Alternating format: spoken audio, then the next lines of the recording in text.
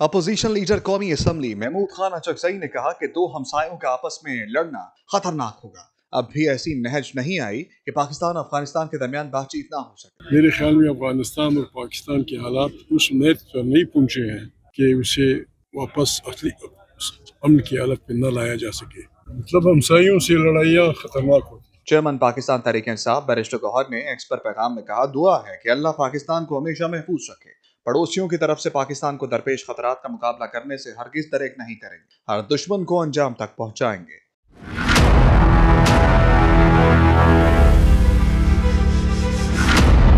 सरबराह JUI फे मौलाना फजलुर रहमान ने पाक अफगान कशीदगी पर गहरी तशवीश का इजहार किया और फौरी जंग बंदी की अपील। कहा, सिक्योरिटी के हवाले से पाकिस्तान की शिकायत जायज हैं। जज्बाती रवैये दोनों ममालिक के लिए पेचीदगियों में इजाफे का सबब बन रहे हैं।